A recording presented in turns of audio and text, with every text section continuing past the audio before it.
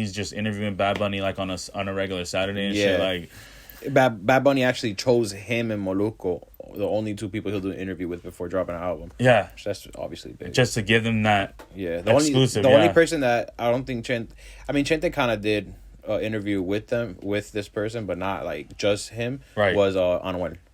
Oh, okay, yeah, and he was on Drink Champs and shit like that. Anuel's been on a couple. He's doing a lot of English interviews, and that's how you know he's starting to get into those markets and shit. Yeah, but Anuel's already on a whole different fucking level, bro. So before I ask you that, we're back on Suave and Friends. Everybody give it up in the back. We got a really special guest with us today. He's in the racing world. We were talking about Anuel, so I had to bring him into this. Who do we got here today? Well, my name is Alex, a.k.a. Stocky Auto Works. Stocky! Everybody clap it up again! So, we were talking about Anuel, and I know that he had some, connections with him. Explain that. First of all, you're big in the race world. We were talking about that. So, let's talk about your connection to Anuel and how the race world connected you two. So, I mean, it had mainly to do with Rob. I met Rob G's, and he put me on with Spiff and Anuel, and we're trying to work out a sponsorship deal with them. So right now we're just in the talks and the works, and see where that goes. But how do we get to this point? Like, oh, we're trying to work out a sponsorship with them. What is the idea to bring this to those people? Like, bring this aspect of, because everybody you named is mostly like in the music world and stuff like that. So where does racing become a part of this? Racing, who pitched the idea? I did. Okay, and what was the initial idea that grew to Rob this? is into cars. Okay. So Rob will call me all the time about his Hellcat, or he wants to build a Honda, and they're always messing around. So I met Spiff obviously through Rob, right? And so we were trying to work that out just because they like the cars and stuff like that. So I thought it'd be cool. And so they came to you, and what was the proposal like? Well, no, I came to Rob. Oh, yeah, right. I sent him a proposal. Right. Obviously, the proposal would say all the events I'm going to be going to. Right. How the rap will come out to be, which I designed the rap already. I think you showed me a picture. I did show you too. Fire. I'm going to be rapping the car in the next 2 weeks now. Damn, we got you at the wrong time. Yeah, no. But we'll have an update on that for sure. We'll do some sort of I'm reposting whatever you throw up. So so you got the rap done. The rap is hard. Maybe we'll put this out before, so I don't want to spoil it. I don't want to have it on the picture on you there. guys put through a preview. Well, we'll blur out some of it, and we'll put some of the words around there, just so people know that what the collab is, right? Because we're talking about it now. So, but we'll blur out some of it. I think that's a good idea. Yeah, so you guys talked about it, and then how does this get up to Anuel? It just kind of I got connected to him by Rob, but I mean mainly the whole sponsorship idea is I don't really need parts to go fast. Right, it's really travel expenses. I don't want to just stay just locally racing. I want to travel all over the states. Right. So travel expenses, Airbnb, the gas, the oil, everything. It takes a lot of money. So basically, what goes into making a fast car? And explain the type of racing and cars you do, because not every I do front wheel drive drag racing. Okay. We're focusing now on just grudge racing, no prep racing. Okay. It takes combination. Right. The right combination. Right. You don't need the most money. Right. You can do something that's a cheap build. Right. My car's a cheap build, but it works because the combination is right. And it's going fast. So this is something that this is going to be a 2-part question. The first question, or the first thing, I watched the Corvette versus Mustang movie, or was it, or Corvette versus Mustang versus Ferrari, or what was it? I have no idea. You don't know what I'm talking about? Watched it? I know what you're talking about. Tom Ford, Bale. Ford versus Christian Bale. Yeah. Ferrari. Ford versus Ferrari. You never seen that movie? No, I haven't seen it. So it's it has Christian Bale. He's the guy who's Batman. Yeah, the Batman, right? The guy who's building these fucking, it's a real true story, and they did a whole race against them, and it was they did one of the coolest scenes is when he got there, and this is tying into my question, right? He gets there and he sees the Ferrari, I think, And then he said, or one of the cars, right? And he sees it. He's like, oh, you could do this, and that, and it's gonna weigh less, and this and that. And they're trying to kick him out, you know. So it's like a whole thing. And one of the things he said was like the weight of the car. Here's a question, and I can ask this because I'm a fellow big man. How does the driver's weight affect? You feel like if you were a slimmer driver, that your car would go any faster? Yeah, 100%. Like, let's say like you're hitting like you mentioned, you know, which is 97 down the track, right? 97. What is the difference? Like, you lose 100 pounds right now. What's the difference?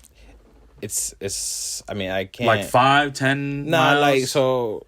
I mean, if I lose 100 pounds right now in the car could probably do like 9.5. I mean, the car at our next outing, we're looking to break the. Like, are we talking about like 2, 3? Like the difference is 2 or 3 miles per hour. Yeah, you know I mean, but it's still, that counts. Yeah, no, it's fast. But my car is really, really light.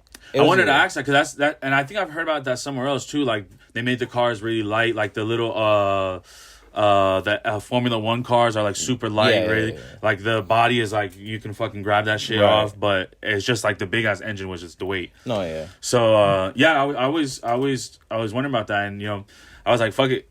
I think that's like really something that I think people think about. Like, I even know like in NASCAR, we were talking about earlier, when you're in there, it's hot as fuck. You're probably like sweating balls in there, yo. Like it does get really hot in there, especially with the helmet, the suit, the pants. It gets, you know what you should do? You know what you should do next time? You should do like a like just a race day vlog, and like kind of like just do like your day to day, like your kind of like steps through the day, right?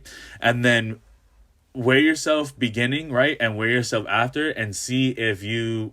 Because people in the NASCAR, bro, they sweating bricks in that shit. Like, that's bad. And they're in that bitch for a long ass time. They also wear a cool suit. So cool suit's like it's like a tub that you put like water or ice or whatever in it. Right. And you put on a special shirt and you connect some tubes. Yeah. And it runs that water, that cold water through your body. That shit is fire. That's why they have to like get out and shit and de-strap before they get out the car.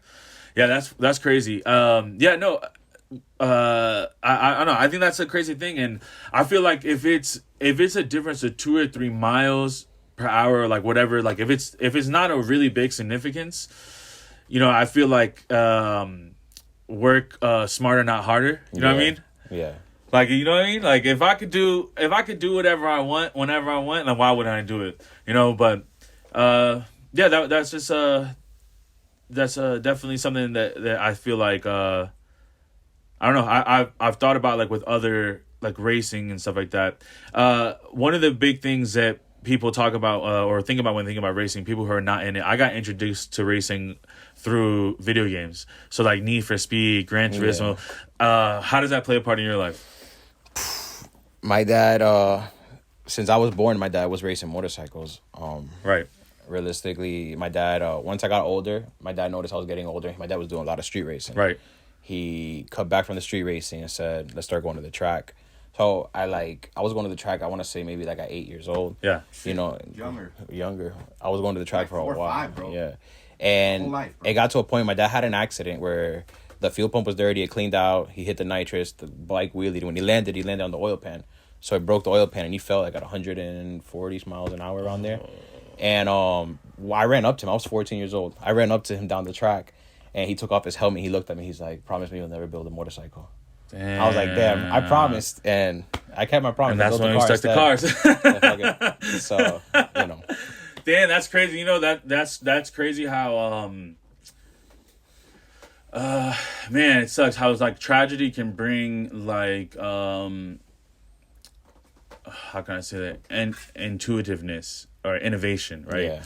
Like you said, your dad said you saw like something terrible happen, something terrible I'm sure affected a lot of you guys, right, in your family, like, and then you got those words from him. And now it's like, okay, I want to get into this world. I like something like this, is something that I love, but I also want to respect my dad. Yeah. And obviously there's a reason why he's not bullshitting me, right? Yeah. It was like, now I'm gonna get into cars. What was like the first car that like you had or like built? Like, what was like the car?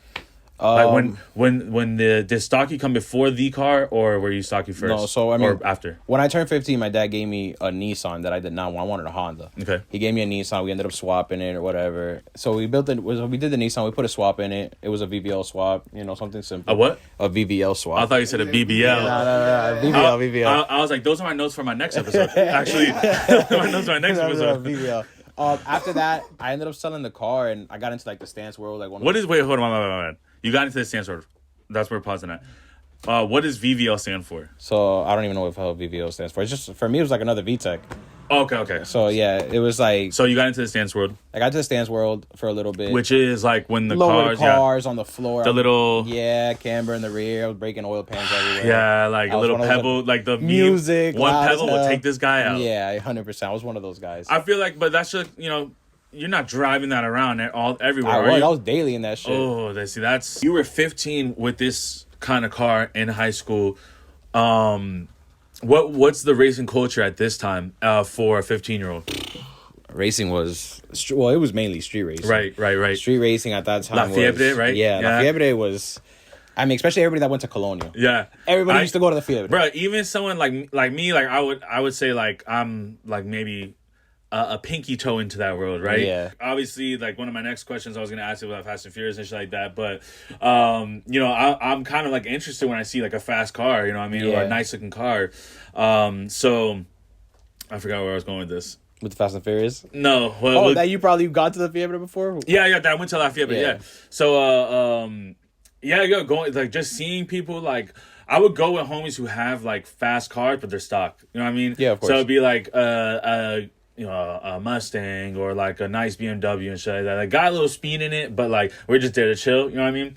So I remember just going and just the rush of like going from this spot to this spot to that spot. Yeah, and then like at the end, like everybody's just chilling at the when the food trucks were still open late night. Yeah, that's what killed street racing. The food trucks being closed at 12. They're smart with that. They're like, these Ricans will not be energized 100%. Without their fucking tostones. With their tripletas. Without their tripletas, they will not be fucking energized. So we turn this shit down. They're all getting knocked out. I remember because when I was 16, 17, my dad used to take me. Right. And literally we'll go down OBT from Presidents to Rockets or something. Right. And I swear there's probably like 300 cars and the cops just following the crowd. Yeah. It was crazy. I remember, so we would be like, try to like kind of separate from obviously the racers. They would know like more or less like you going through like we're just like let's follow the crowd, and we would see like the cops just like blowing past us, bro. Like, oh, so what they were doing is not okay, but you're going $150 to catch up to someone that's going like that someone's car who sounds like it's going fast.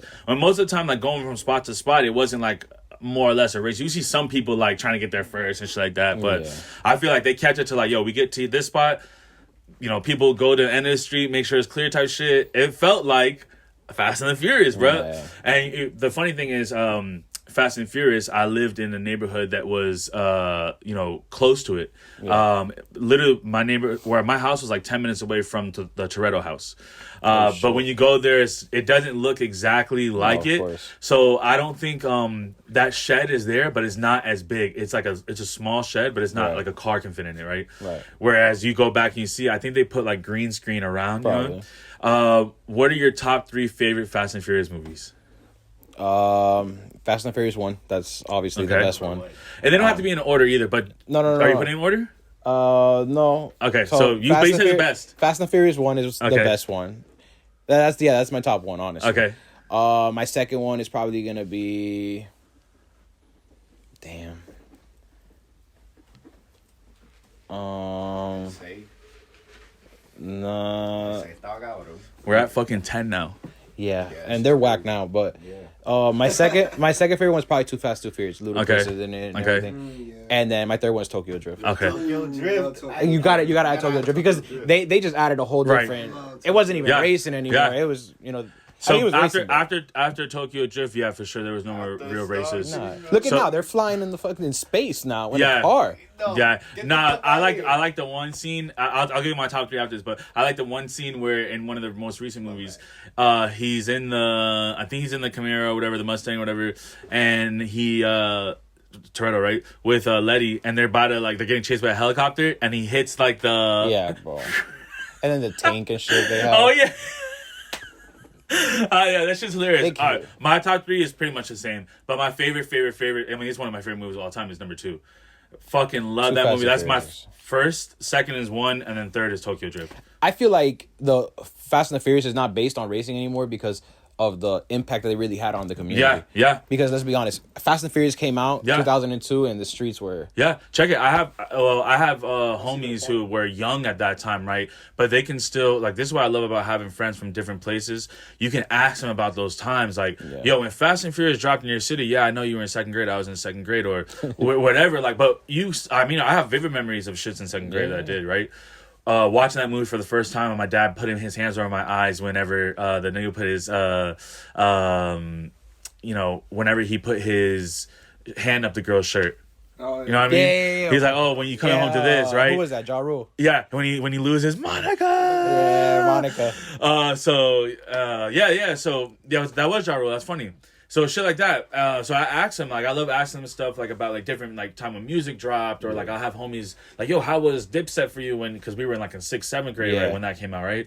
How was Dipset for you going over there? Oh shit, like everybody was wearing, Averex and Pink and this like that. So I think Fast and Furious is it was an impact for sure. Who are your 3 favorite people in the movie? I mean, fucking come on, Ryan. Paul Walker is definitely one. Suki. Yeah. Suki, okay. Even though she needs to come back. She needs to come back for sure. She does. You know what? I looked up like to see like modern day photos of her. Yeah. Bro, she still looks super young. Does you know who her family is? Who? Her dad is Stevie Aoki is her brother, and their dad is Benihana. The owner of Benihana. The guy who started Benihana's, yeah. My bad, it's not my yeah, no, that's true though. It's true though.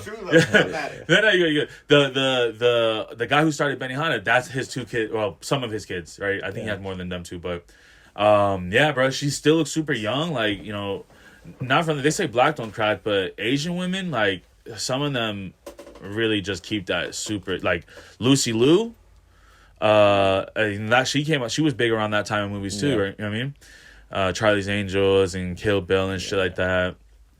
What are some other racing movies that are not Fast and Furious that you think that kind of stand up there like essential racing movies?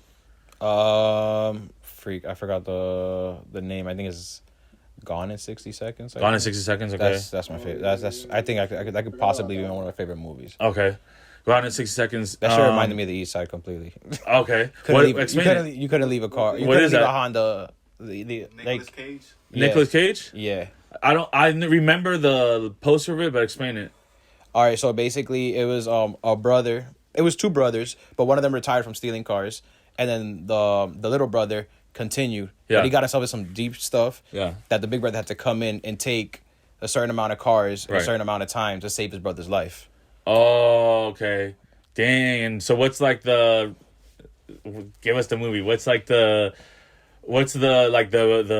top of the roller coaster on this?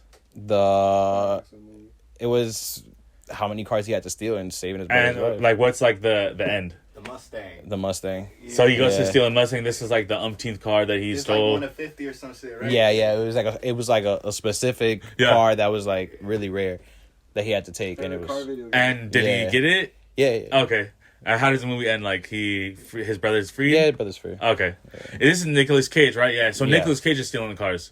Yeah. You said it's like the East Side. I couldn't imagine Nicolas Cage doing this. So it's like on the East Side back in the day, you couldn't. I mean, if you're from the East Side, you couldn't leave a Honda outside. Listen, I lived in a neighborhood where there was a news report, and they said something like 200 and like in the low 200s of Hondas got stolen that year.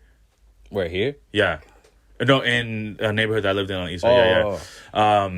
Like 200 neighborhoods got stolen that year, like in the past. Goldenrod area. Bro, yeah, RPL, yeah. People know about yeah. Bro, RPL, Sun Vista, Cascade. And even if they didn't steal it from that neighborhood, they stole it from somewhere else and crashed it near the neighborhood. But that was like a big thing back in the day. I used to just always think, like, why? Like, why was it so easy to steal? I mean, Was it like just easy to break into, right? Yeah, it is. It is. I've like never done it personally, but it's pretty well, no, easy. I mean, you work with cars, so more or less you would know. Like, it's pretty easy. Yeah, it's maybe some of the doors are flimsy, or I mean, it doesn't. Once you, you would never know. Favorite car video game? Yeah. What's your favorite? We talked about the video games earlier. What's your favorite car video game? Assetto Corsa. A what? Assetto Corsa. What's that? Assetto Corsa is a PC game where they have like basically modded lobbies, modded cars, and stuff like that. And is this newer? Yeah, it's something we play now today. Simulator. It's like it's a sim. Something I wanted to ask, and this kind of is a funny ass random question. Air fresheners in the car? Yes. What do you use? New car, the blue one, pine tree. Is it like a brand? Oh, the pine trees. Dark blue, light blue. It's dark blue. Dark blue. Okay. Yeah, new car smell. What do you think? Black Ice. I was gonna say, what do you think about Black Ice? But Black Ice is so played out. Everybody got it. But it's just classic. It just smells good. It is. Yo, I feel like Black Ice, when you take a Black Ice out the wrapper, you can see like the fucking liquid coming off that shit, right? It was like every Saturday before going to the races, you had to put air freshener in your car. Bro, I would so one of my homies, he used to do like detailing, and I think he still does detailing, but he used to work out like at a car wash, and he used to hook up the cars with these like lemon like little squares, but they would be like soaked. They're like they look like little stickers. Yeah. But they're like soaked with fucking lemon, whatever. Yeah. And he would like throw them in the and the vents. The vents and like the back and like little crevices and shit like that. He's like, yo, give it a couple minutes, like drive home with your windows up, like don't put them down, and then like the next time you get in, it's gonna be like a fucking crazy car. But it's like, if any detailer's watching this, if you wash a car and don't put an air freshener after you do a car wash, you're not a detailer. Oh, it's those little details. You know what I mean? Little details. If you just pay somebody to wash your car and you walk in your car and there's no smell to it, it's like, damn, did I really get? It's like when you go get a haircut and they don't put alcohol on you. Right.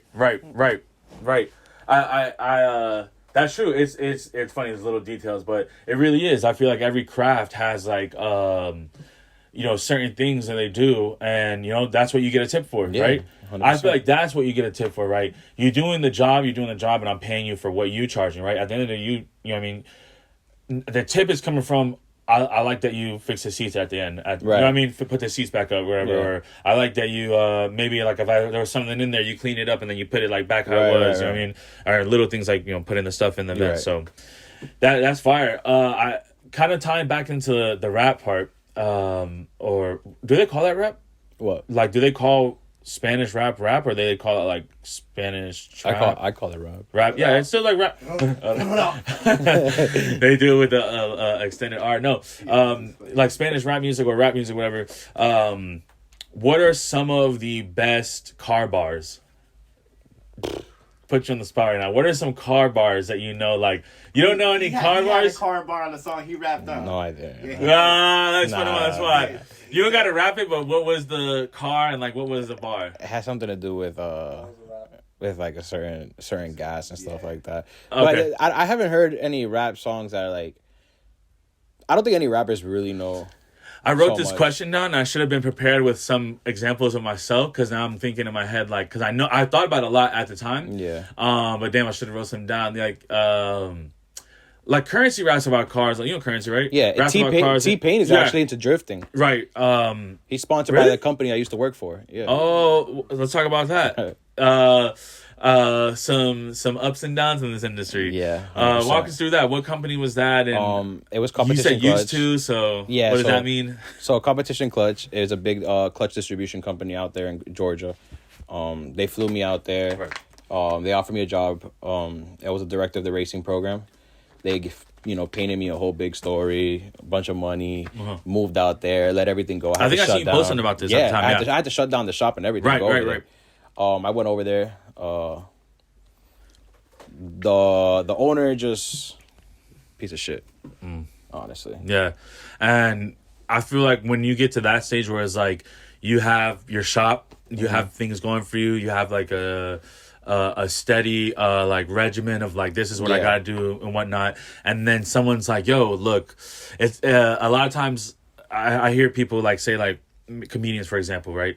They get paid for going on the road, right? You get paid for shows and shit like that, and that's where their bread and butter comes from. So when some like a a film director or someone comes in to be in a show or a movie, they'd be like, yo, the bag has to be big or it's not worth it, right? Yeah. So they came to you in that sense and was like, look, we see what you got going on, come over to us. So you're putting your trust in them, and then they fuck you over. So how do you get out of this and kind of like start that descent or the ascent back up? So I mean, once I was homesick. I wanted to come back. Right. Just any little thing, I was ready to come back, and right. that little thing happened. I moved back, and I really didn't even want the shop anymore. I wanted out. Like I wanted to get a regular job. What were those thoughts like? Why were you thinking like, damn, I want to quit? To start all over again? Well, you start all over or quit? Or I mean, to come back and start all over again, because I don't want to say I shut down the shop. Right. But, I basically, everybody knew I left. Right. Everybody knew, everybody was congratulating me. It was a big thing. Like, and if you know about that racing, feeling. you know about that company. You know, it was a big thing. So to come back and tell somebody that didn't work out is like... Yeah. It's like, I wanted out. Like, I just didn't want to, I'm right there with you. I left out to Los Angeles when I was like 2014. I was going a little bit, and then towards the end of 2014, 2015, I'm going every month. Yeah. 2016, I officially moved there, like halfway through the year. Mm-hmm. So like I've been like mainly right after high school, right? I had an apartment here for a year, and then I moved. And then when I like coming back, bro, it felt like you said, like, damn, like I was doing so good. I was doing like really good, and now it's back here. But the one thing I learned, I kind of flipped that, right? And I wanted to ask you how you did this. I feel like being here is kind of like a blessing, more or less, right? As much as I say, like, yo, spread your wings, go out and do different cities. Like, I don't want to raise like my family here, but I think it is a good place to raise a family, right?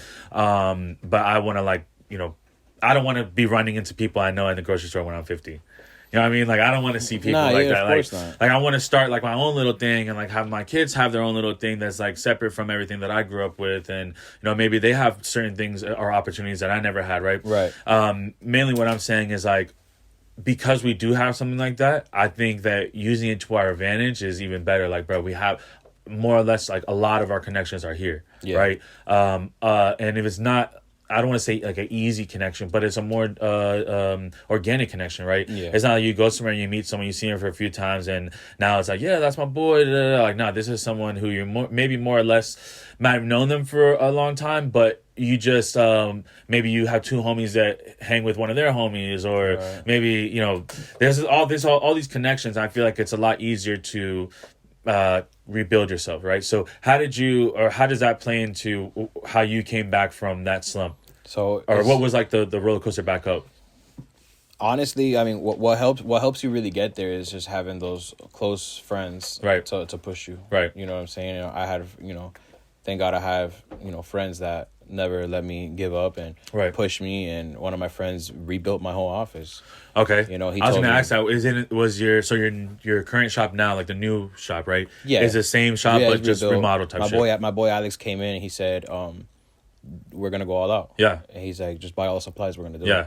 And I was like, nah. He did it. What is your shop like? What's your shtick for your shop? Just all motor parts, or? So I mean, I do a lot of performance parts, anywhere from suspension, wheels, tires to pistons, rods, head packages. Where we build motors. Right. We're gonna offer tuning now. Do you have? I think you do, but you have like your own branded parts now, right? Yeah. So I'm trying to. How's that? That's fire. Branding that's mainly what I want to do. I want to be able to evolve to a level where I don't have to sell nobody else's parts but mine. Right. I want to do my own brand. Right. So I mean, with time, I will get there. Because I assume this is how it happens. Because you're selling other brands' parts now, right? You have a shop. So do you work like you get like a wholesale price and then you sell like whatever MSRP or whatever? Yeah. That's cool, man. I mean, I'm telling you right now, bro, the reason why I wanted to have you on and shit, like I hit you up, got a message, it was like, every time I see you put something up, you get a lot of engagement. You have people who, like you said, ride for you, have a good support system and it's like consistent every single time, like no matter what you throw up there. So I'm like, I think this is something that would be cool. A lot of people want to hear like what you got to say. Yeah. A lot of people are into this type of stuff, and I feel like if people who are into like what you're doing, they'll kind of be like, oh shit, Saki got a podcast. Like, oh, he's talking about da da da da. Like, I kind of like those things too. So. Yeah. You know, I think that's cool just to have, you know, and just have a piece of I was gonna say the word literature, but that's writing, but just a verbal literature, Right. It's always cool, right? You always go back, play this in the shop. You know, you got people coming through. People, like, oh shit, like you were on like. Yeah. I think that's so. What's the next goal, or like and what's the end goal, for like the racing or the shop or all of it together? Like, so I mean, for the racing program now, we're going to obviously focus on selling more merch because merch is what pays the travel expenses. I don't, you know, a lot of people always ask me for a free T-shirt, a free hoodie, free stuff. Right. I'm gonna be honest with you. I'm paying for it. Yeah, I'm paying for it, and I take a lot of money into paying for my merch because I like good quality. Yep. And that funds us going to Airbnb. Yep. Us going to go, you know, get gas. I mean, for a 5-gallon gas can for my car is $95. I gotta buy 2 to 3 of them every time I go racing. People, you know, it's funny because I kind of go through that same thing now, right? I've sold like a lot of merch, right? But as it's like coming out more and more, like I'm have different things come out. I'm not gonna lie to you, it's getting a little bit harder to sell merch for me. What does sell are hats and stuff. Hats always sell for me. Yeah. But even the hats alone is like, bro, to make you a good hat. Like, this is not no flimsy. This is new era. You know what I mean? Like, I know. I can tell on that hat. And like I go to good stitching people, and then like my new hats come with an extra stitch on the side, so that's more money. You know what I mean? So like I'm paying for all of these, and like I'm even straight up like I don't even really make a good margin on the hats, but I just like that. I realize that I'm starting out, and I want to try to get as much out as I can. Yeah, of course. So. I appreciate everybody who has bought hats, bro. Like hats, beanies, hoodies, T-shirts. Yeah. You know, and you know, hoodies are expensive as fuck, bro. I don't know if you know this, but hoodies are expensive. That's the most I sell. Really? Hoodies. I liked your I'll have you send me some pictures. We can throw some of your stuff up here, but I like the ski mask that you have. The face mask. Those are fire. Yeah, they were fire. With your logo all over it. Yeah. Like, damn, I kind of want to do something like that because I've seen, like, I mean, whatever. Like, you take any logo and just, like, the Louis print or the monogram all over, right? So, just doing that, like, I'm like, damn, that would be fire. Like, if I had, like, a black one with, like, the logo all over it, it'd be like a... Oh, when it's cold, it helps. I didn't do it for nothing but the cold. Tell me not. So, I used to be like, damn, why are people, like... wearing this, but every time I see people wearing this, like New York or fucking Russia or something like that. And then when I got out there and they gave me one, I'm like, oh, I see why. Because at night, that cold wind, that wind hits you. I'll be like covered up in something like this, right? And then have to like. Oh, you do wearing a hoodie most of the time. Yeah, and even when it goes like this, oh my god, beautiful. Yeah, it helps. It's like a beanie. A beanie keeps you warm. Yeah, so. I didn't think much of it at first. It's harder, like, you know, I'd be smoking this shit when I'm walking through the city, like, in cold places like that, so, like, I gotta lift it up and do all this, but when it's time to chill, throw that bitch on, it feels great. Nah, it's worth it. And it's dope. It's just another thing that people can, you know, style out. Like, let's talk about racing style. So you came through with the racing shirt. Is this yours? No, so this is this is the one that actually helped build my car. Okay. I have, my car's What is it, SRT Kill? No, Set to Kill. Set to Kill? Okay. Yeah, and then his name is Ozzy, and on the back it has all the logos of everybody that helped. Do you have, like, racing tees like this? I haven't made any yet. I'm waiting for the car to get wrapped, because if I drop one design, it's gonna you have to do it with that, Yeah. That'd be fire. Throw, like, a number on the back of the shirt and shit, too. Yeah, and put, I'm gonna do something crazy. The whole design of the shirt is gonna be the design of the wrap. You know, the easy part is that you have the wrap design already. So now it's like, you know, the colors that are supposed to be on it, the font that's supposed to be on it, and like whatever. You just gotta buy the parts now and put it on it. What? So you said that was your next goal. What is like the end goal of like? Do you plan to be like the end goal super competition race super? So the end goal is the car's gonna stay as a grudge car. Okay. So which means nobody will know my time. Just grudge. Let's race for money. Right. I really want to take this no prep racing to the next level. I want to help make it there. Are you into events and stuff? Are you at that point yet? Okay. Yeah. Well, I'm not throwing events. I kind of just want to. If I can help promote it, I will. Because I know I do, not to be cocky, but I do bring a lot of people when I go out. But I don't want to be hosting events for the simple fact that I like I like the sport to race more than I would like it as, hosting it. So promoting it would be more right. what I would go for. I one of the big things about kind of like those events and stuff like that I've always seen is like how they're getting shut down and stuff like that. But a lot of the people that I know are like, yo, we go there for like the culture of the cars and stuff like that. Yeah. Like it's like, how they would say is like one bad apple explodes a bunch, right? Yeah. So it's just like, what do you think about that? Like when you go to events like this, you have to worry about stuff like stupid stuff happening or just stupid people. Yeah, just last night I went racing last night and I went through the burnout box. I did a burnout and everything. Right. They made me turn off the car, and then they made me wait for like 15 minutes. The tires are getting cold. I had to push the car back to then have to do another burnout. Right. And when I turn on the car to do my second burnout, the official stops me from doing a burnout because there's people by the grass and he wanted them over the gate. Yeah. Don't stop the racer because right. That messes us up. We're doing our part. Yeah. Control your spectators. Right. Stuff like that. And then somebody oiled down the track and they were too lazy to clean it up. They didn't want to clean it up and they shut down the whole event. Just to go. Right when it gets to your turn. No, I went. Okay. I made it to the next round, and then this is like I went. The pair behind me went, and the third pair went. That third pair, one of them oiled down the track a little bit, and they didn't want to clean it up, so they gave everybody back their money. When you go to these events, so I know that they have like kind of just like a car event where just like all cars go, and then they have like specific car events, right? This might be a stupid question, but like I remember in Fast and Furious 2, they had like a whole like import versus muscle debate. Like the guy comes, the Cuban guy, American muscle. Yeah, you know what I mean? What is there like a thing? Is that like a thing? Yeah, I mean it is a thing. Yeah, but we like you see a Mustang, you like spit on him real quick, like I spit on them. There's a lot of them. You kind of give him a dirty look, or like he gives you a dirty look, like. Well, I mean, is it serious or just like a play thing? Like I mean, it's more of a play thing. Yeah. There's more. There's so many people that own front wheel drives. Right. That the beef is just in between. It's in between us, honestly. Okay. Yeah.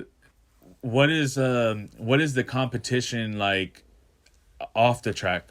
Is there any like off the track like on the street beef or not necessarily beef or just like people calling out like, yo, this month at like get ready. Lately I've been doing like if we travel to a different city, I rather because we draw chips from a bag, right? The chances are high of me picking a car that I just came from Orlando with. Okay. So who wants to race first round off the trailer from that city? Not an Orlando car from that city. And we kind of been doing it like that. It's been pretty fun. Where are some of the places that you've gone to? I've been to Maryland. Okay. I went to an event in Maryland. I've been to South Carolina to spectate, not to race. Right. I just went to Naples last week. I went to Tampa yesterday. Yeah. Georgia's a good one too. Georgia, I'm going in July. Where there's a big event called South versus the North. Oh wow! It's a no prep event in Georgia. Wow. So there was something I don't know, something called that South versus the North. I don't know. Civic War. They should have called it Civic War. They should have called it Civic War. Civic War. South versus the North. It's literally what it is. Fucking amazing. It's literally what it is, though. Yeah, son. Civic Wars. Yo, Civic Wars. Fucking war uniforms. Oh my God, Blues versus the Reds. Yeah. Oh my God. No, that wasn't Blues versus the Reds. That's a Revolutionary War. I'm an idiot. But we're smart that I knew it. We're smart that I knew. Civic War. Wow, that's a clip right there. So the South versus that's fucking hilarious. South versus the North. Yeah, South versus North. Oh God. Who thought about that, bro? They're a genius. It's been something that's been going on. Yeah, I know. So, I mean... it's something that was going on for a little bit. Street racing in New York is big, so... Okay. Oh, so it's a New York event that happens in Georgia? No, so it's basically... They draw out a lot of people from there? Yeah, they're bringing cars from up north. Okay. Versus... the cars from the south. Right. I mean, when I say south, it's Yeah. Orlando, Kissimmee, and Tampa, and Miami. We kind of don't need it, Oh, okay. So versus every other state. Who's the home base for this? Not Georgia. It's gonna be Georgia. That's the track that we're gonna go. They're throwing in Georgia. Yeah, they're throwing the event. People Georgians are not the ones who are like throwing the event. No. Oh, okay. So I see what you're saying. Yeah. So that's why all the people who are from Central Florida, right? And I guess have some ties from people from New York. Right. Okay, that makes sense. That's hilarious, though. Yeah. A lot of New York people moved to Florida. Why didn't they think about that, bro? South versus North, or what's it called? South versus North. Okay, we got to get over this. Other type of car stuff. Oh, are you into monster trucks? Nah, why not? Have you never been to a monster truck event? Never been to one. If next monster truck event that comes, I'm gonna pay for you one ticket. If you want to bring someone else, you pay for someone else. We'll go. I'm gonna pay for you. Okay, we'll go. We'll make a video out of it. We'll make a video. We'll even better idea. They're fucking lit, bro. Are they really? More or less, they're lit. I went like once or twice when I was a kid, right? And it's kind of fire, bro. Just a lot of drunk rednecks, just like what is the one called? The famous one? Gravedigger. I was gonna say Bone Crusher. Gravediggers out there, and then there's like the one that's like an American thing, and like they have like a whole like show. Like I never seen it. It's kind of fire. Honestly. Yeah, I'm down to go. Bikes come out. Yeah, they're going over them and shit. Like it's something to see once at least. I haven't seen it as an adult. You ever been to a drag racing event? Nah, but I'll make it. I'll go out there. February 25th, you're going. February 25th. I'm gonna be in Los Angeles. February 24th. Okay. What's the next one? February 24th. You heard it here. If it's this far in the episode, so if my ops are still watching, you're weird. I'm gonna be in Los Angeles starting February 24th. You don't know when I'm leaving, and you don't know what time I'm coming in, so you can't be there waiting for me, you dumb bitch. We're gonna be out there filming a lot of stuff. And maybe I'm lying. Maybe it's not February 24th. Maybe I'm going to be there the 23rd or the 25th or the 26th. But I'm going to be there. We're going to be filming a lot of stuff at WTF Studios. We're going to be doing a lot of seafood diets and shit. Anyways, back to the episode. Monster trucks. They're really cool. I've been to I'm lying. I have been to drag race stuff. You know what's funny? This is a fond memory. Just pull this out of me. With my grandparents. One time we went to... I don't want to say it was NASCAR, but it was on a track and there was a lot of white folks there looking at me and my very dark Hispanic grandparents. So yeah, it was a thing. And what I loved from it was they had like this you can just get a hot box or Hot Wheels car from like the little box. Hot Wheels car from the box. Right. You grab it from the box and then they have like a big thing that you climb up to and you race them down. That was one of my favorite memories, bro. I actually know somebody that used to do that in their house. They really? had like a Hot Wheel track and like you build your Hot Wheels. They put like a thing and so all the cars come up at the same time. It's like really high and then they put the Hot Wheels and they literally let it go and see which one makes it first. Were you into Hot Wheels when you were younger? I mean, my dad used to collect them for me. So you think that might have kind of steered you that way? No. What was the breaking moment for you to say, well, you said were you into cars before that motorcycle moment? Yeah. We got the car racing bed. Sick. The car racing bed? Yeah. Which one? My whole life. The red one? I had your whole life? My whole life was right. like... How long ago was it? 6 months? 6 months ago? No. The bed, I had the red one and the blue one. I think I have both. Wow. Yeah. Wow. I always wanted one of those, but I shared a room with my brother, so we had bunk beds at one time when that was cool, and then we just had separate beds on the sides of the room. But that was always cool. That's something I wanted when I was younger. Did you ever... One thing, now that we're on the young topic, did you ever go into like stores and see like the racing magazines? Oh, yeah. That was one of the biggest things for me. I remember going into the Winn-Dixie right there in Curry Ford and Goldenrod. I used to go through the magazines. Yeah, and I would get cookies, right? Literally, this is a whole thing. I would get cookies. I would go, and I'm small at this time, so me and my brother would just sit on the little, little ledge where the fucking racks of the magazines are, just reading through, there would be, while you read through some of the car magazines having girls on the it. Bikinis and shit. I'd be looking through those, but then they'd be at the video game magazines and stuff. Did you what was your experience like in that era? Magazines, bro. Remember that? Magazines was mainly going to the Publix right there on Curry Ford and Chickasaw. Yeah. And while my mom was doing groceries, I was going through all the motorcycle magazines. Yeah. Did you ever used to rip a page out or? I took a couple of magazines. Yeah. So. Oh, the whole magazine. No, we went the whole thing. I threw it in the cart. We used to take the demos from remember how they're fucking stupid. They would have the game demo inside of the PlayStation magazine or Game Informer. My dad used to work. My dad's a truck driver, and he used to work for a company. He used to bring us back all the PS1 games. Right. That was back in the day, but no, I never seen the game. Like a game in the magazine? Yeah, I never got to see that. It would be I never used to get them all the time. Yeah, I used to get them from Papa John's. Yeah. Yeah. Oh, yeah, the Pizza Hut. Yeah, I had one. The PlayStation 1. But I never seen one in a magazine, though. Damn. Yeah, so they used to have I it. probably Like, took them all. I couldn't see yeah, I know. Every single one. So you got Tony Hawk and shit. But that's, Tony Hawk. But I would assume a lot of people were doing that, right? Everybody's evil, right? So, little something that's, but that's not hurting nobody, honestly, at the end of the day. I don't think that, I don't shame nobody for that, fucking stealing a disc out of a magazine 20 years ago. Kids. Literally. Man, what and in conclusion here, man, this has been honestly a really good episode, man. I'm really glad that you came through, bro. I appreciate the invite. Of course, bro. We'll talk about this. We'll kind of go into what you got coming up and we'll wrap it.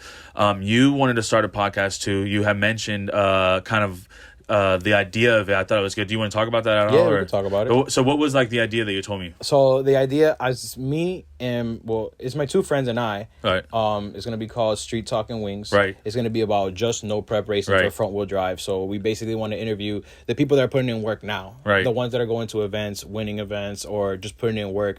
Not the people we used to watch on YouTube when we were younger. Right.